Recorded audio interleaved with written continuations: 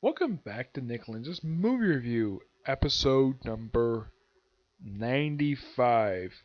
Unlike in the case of comic book history, where that was the first video I did in 5 months, this time it's only been two. Now, am I going to start a new, let's just say, movie franchise, particular review? For the next few episodes, it will be simply standalone movies, but starting at episode 100, yes, I will go back to briefly doing series, per se. First up, we have a standalone film. We have Transformers the movie. Yep, released in 1986. It's a good thing I'm viewing this now because this year is the 35th anniversary of the Transformers franchise. This film takes place in the year 2005.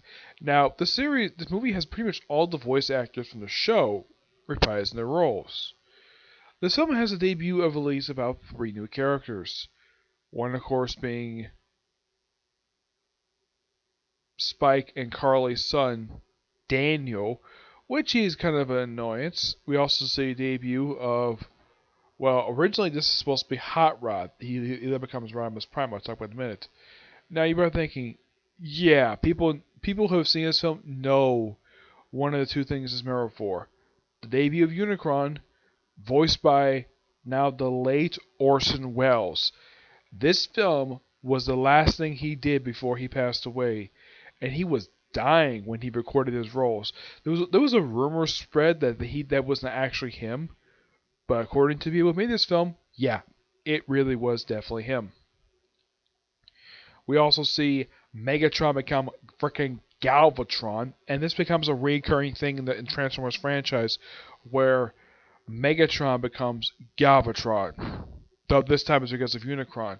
Now they replace his English voice actor, because in the film originally it's Frank Welker who voices him.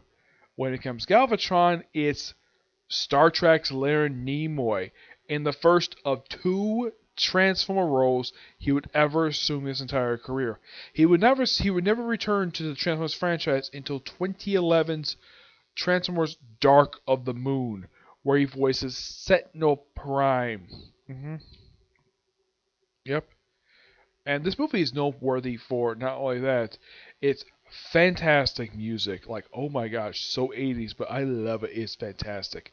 Movie opens up with Unicron destroying a planet. Yeah, pretty much Unicron is, simply put, the Transformers version of fucking Galactus. Except being a guy who basically consumes things via transforming energy, Unicron is a transforming planet. Though he doesn't transform at the end of the film. Yep. And then, of course, we cut to Earth. Well, first we cut to, let's say, I think it's... Yeah. We have Megatron, who hijacks a ship, and this is why I heard a lot of kids would start crying at this. But it got worse. Basically, we saw several of the regular Autobots being murdered on screen, like Ironhide getting killed, and several other characters. And then they take a ship back to Earth. And eventually, I think it's Hot Rod who notices something's wrong with the ship. So he said, "Oh, when fire's and Cup, who's a new character in the movie, he's like, what are you doing? What are you firing the ship for? There's Decepticons on board. Like, oh crap." And of course, you see WO Blur. Yes, Blur shows up in here. He is a Transformer who speaks very, very fast. Prime hears about this, so he goes out and has this big, humongous battle with frickin' Megatron, which does humongous amount of damage to him. And eventually, he thinks he kills him.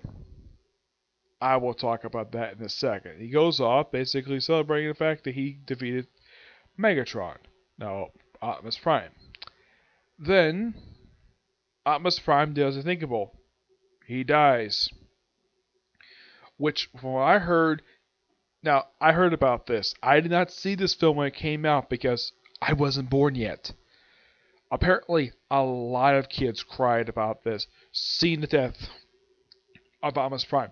20 minutes into the film, they kill off the main character of the franchise, though he gets replaced by Rodimus Prime. Yep. Who takes up the Matrix Leash. Now, Originally, Ultra Magnus basically was chosen by Optimus Prime to succeed him, but Rodimus becomes new leader of the Autobots anyways. So they go off into space, they go to freaking Cybertron, which, by the end of this movie, apparently Decepticons have full control of the planet. But not the moons. The moons are under control of the Autobots. Which, that's an interesting thing. And here's the thing. Spike is actually on one of the moons in his own freaking spacesuit. Apparently also Daniel stowed away on board the ship that, well, a lot of the Autobots were on because they had to go back to freaking Cybertron to get revenge on freaking Megatron. And then, of course, well, Megatron basically was heavily wounded, gets himself and several of the Decepticons shoved out into space by freaking Starscream. And Starscream's like, full speed ahead with my space stream. We need to go to Cybertron and proclaim me the new ruler of Cybertron. Yeah, it's a hilarious thing. So we see Megatron floating in space. And then here comes Galvatron, Unicron, who transforms Megatron into frickin' Galvatron. Well, first he basically turns down his opportunity, then he just mentally sort of tortures him in space, then he just, well, transforms into him. And gives him his, transforms the air out of the air Decepticons into Cyclonus and a few other of his henchmen. He gives us a big purple spaceship. He says, "This is your ship, go. Your mission? Destroy the Matrix of Leadership." Yeah, the thing Optimus Prime is using. And, well, and then of course, we have it where Ultra Magnus, first time he tries to use it, open it up, he can't open it. Maybe you should put your fingers in those holes. Yep. And they ended up in a place for the junkyards, and then they ended up in the home of the Quintessons. Yeah, the Quintessons in this universe are basically people who created the Transformers in this universe. Outside, the toys were created by freaking Hasbro. And of course, they give a detailed stuff about freaking Unicron. And apparently, the Quintessons apparently are they're like a revolving head. They're like a judge, jury, and executioner, and they execute people who basically are survivors of Unicron. As for why the heck this is, I have no idea. Also, this is particularly very strange. Unicron does not go to Earth in this film. No, he goes frickin' to Cybertron. One of like 2 times I can think of Unicron has done this in the Transformers. Actually, 3 times. This is the first of 3 times he did this. The second time he did this was actually in the Cybertron trilogy, the first series. He did it in that. And the third time he did it was actually in the movie that actually ended the Transformers Prime series, Transformers Prime: The Rise of the Predacons. Yeah, that's pretty much what it is when it comes to that. Though Unicron at that point was possessing Megatron, who had been killed by frickin' Bumblebee in the show. Yep. So, pretty much, like, they go to battle frickin', like, at one point, Galvatron gets his hands in the Matrix, and he also kills Starscream, who is, like, the only noteworthy Decepticon to die in this movie. Yeah, none of the other ones die. It's like a lot more Autobot deaths as frickin' Decepticons. Yeah, how does Megatron kill him? Transforms with a cannon and basically blasts him to smithereens. All leaving behind his silly crown he was wearing. Yep. So, he's back in charge of Decepticons. He's like, "You got a problem with that?" He's like, "No, go ahead. Go ahead, Megatron." Oh, Galvatron, that is. And then, of course, well, he's leaving the planet, gets his hands on Matrix leadership, basically fails. So Rodimus basically, and at one point, Unicron, when he arrives at Cybertron, he first starts consuming Cybertron's moons. That's pretty much what he does. And then he does the unthinkable. He actually transforms into a super form. It's huge. Freaking huge. It's bigger than freaking Jupiter. Yeah, he's huge. He's bigger than, he's like at one point we see him actually use his hand to basically claw, like dig into Cybertron in this movie. Yeah, he actually does that. So they get into him to get the Matrix, and of course rescue Spike, who had been captured by Unicron's forces. So Primus Prime's like, "Yeah, I'm taking the assault team to go in. So they smash right through his right eye, and he's shocked about this. Yeah, Unicron's freaking eye. So, and then of course he battles Unicron, and of course he shoots him via sort of drive-by shooting. Takes Matrix to leadership, and then he says, Optimus. And then of course they play the song, The Touch. So about the power, and then of course Unicron starts exploding because the Matrix leadership has been open. So Hot Rod takes Spike and Daniel, races right out to his other eye, and then pretty much Unicron's main body is pretty much destroyed, with the exception of his head. And here comes the unofficial new moon of frickin' Cybertron. And then Rambus Prime goes back to Cybertron and he says, I now proclaim the end of the Cybertronian Wars. Which apparently been going on for like 5 million years. For centuries. Yep. And that's the movie. It is by far a really good movie to watch. Yep. I give this film a 10 out of 10. It's a fantastic film. And there is something about that Optimus Prime. It ties into the G.I. Joe movie. Yes. Because the fact that this film was also made at the same time as the G.I. Joe American Hero movie, because of the fact people reacted negatively to Death Optimus Prime, it was changed for Duke. Duke was also going to be killed off in the G.I. Joe movie, but because the movie was delayed and when this movie was released, and because of the fact Optimus Prime's death got a negative reaction, they changed it to where he fell into a coma. And then by the end of the film, he's out of the coma. Also, if you were fans of the G1 Transformers, highly recommend check this movie out because it is just that damn good. And the thing is, like with the show, Shockwave, who's in the movie, does nothing. Absolutely nothing. Yeah, it was also a recurring gag in the show where Shockwave really wants to transfer to Earth, but he's stuck in fucking Cybertron. Oh yeah, and apparently he spent the last 5 million years trying to basically contact with Megatron. Yeah, it was a gag in the show.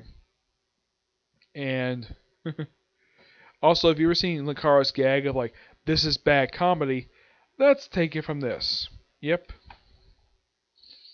Oh yeah, and what happens to Galvatron? Well, he gets shoved out to space. His little plot thread, what happened to him, is actually not resolved until the start of season 3. He ends up sort of like in a alien hot spring is where he ends up. That's pretty much what it looks like. Also, what happens with Starscream? He becomes a freaking ghost. Yeah, it's later explained in Beast Wars that his spark is a mutated spark. Yep, that's what's explained in that show. Yes.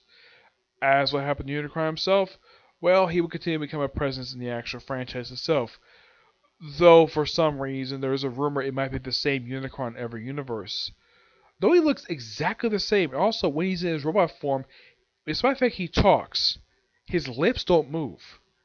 Yeah, as far as I know, I've never heard an explanation why that is. And those of you probably notice how, if you see this film and compare it to, let's say, today's animation, how it looks so different, it was the 80s. They had a bit of a limited budget, but with this film, it's higher budget than the actual show itself, though they did use the same style of animation for season 3 of the show, which involved the characters from alien planets, stuff on Cybertron. In case you want to go, so any trips to Earth 2 or 3. Heck, there's even an episode where they even had Cobra Commander himself show up as a character called Old Snake. And yes, he is voiced by the same guy who voiced in the G.I. Joe cartoon. Though he's no man at this point. Yeah. But yeah, not much else to say about Transformers the movie. It is really, really good. If you're a Transformers fan, check this movie out. It is that damn good. Though the placement of this film is quite interesting, is that it takes place between seasons 2 and 3. Now, it kind of is explained that during the time skip, I think it was explaining some expanded stuff, that Carly and Spike got married in the early 90s. Yeah, so they got married 6 years like after season 2. And that's what's brought about Daniel, a character who was very annoying. And then when the series actually ended, it ended with the Headmasters miniseries, which later led to the Headmasters anime. Excuse me, would actually ignore that because in the Headmasters three-parter, Daniel became a headmaster. Yeah, the headmasters were simply put basically Transformers in action with their heads. Though in the comic book, they basically were literally ripping off their own damn heads. Yep. When it comes to the classic G1 stuff, this is basically the peak of it. Though, oddly enough, Jazz would be now there is one Autobot who's actually not killed, who is from the original line of toys who first appeared in the first season. That's Jazz. Jazz is by far the only one to survive and unscathed, though he becomes a minor character in season 2. Yes, not season 2, season 3. And as for the Decepticons, aside from Galvatron, the only recurring character is frickin' Soundwave. Like, everybody else is pretty much like Thundercracker became Cyclonus. Mm-hmm. Yeah. But in case you're wondering, that's Galvatron. Yep, that's him. And Rodimus Prime pretty much become like the star of the franchise. And at a couple points in season 3, they actually attempted to resurrect Optimus Prime. First time was not a very good one. Second time, they brought him back because a virus was spread over the galaxy, which was actually spread by a human, of all things. Yes. And they used Matrix Alicia one more time in the show, though the thing ran out of power by the time they finally finished because they basically cured the entire freaking galaxy. Yeah. That's one thing kind of weird about season 3 how it ended. Basically, defeating a human virus. Okay, that apparently affected Transformers. Because the guy invented was a bigot. Yep. But yeah. But in case of my copy of it, it has like bonus features on it. And yeah, just a lot of stuff basically related to the actual thing itself. He has a commentary with the director. But one thing I thought would be interesting for this particular film, I mean, why not a commentary with the cast? I mean, I love when they do a commentary with the cast. The director is okay, but I would love to hear a commentary featuring the cast itself.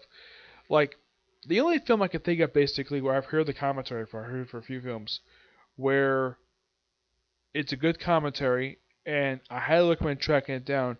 It's a commentary for First Contact, where it's done by Jonathan Frakes, the director in one of the Stars movie. That one is so interesting to listen to compared to the other one they have. I'm surprised this one didn't have any other stuff related to Star Trek First Contact. Because I would love it to hear like a commentary featuring Peter Weller, who was the voice of Optimus Prime, and Frank Welker, the guy who voiced Megatron. I would love it if these two did a commentary because they have such a good chemistry together. And probably some of the other voice actors. Oh yeah, and also Bumblebee's season 3. But like with Jazz, he doesn't do anything at all. I think he becomes Goldbug. But that's pretty much it, okay? So yeah, that's it for this particular review. My next review, I'm going to do it on a movie that's getting a sequel soon. Yep. Do this next review. Bye.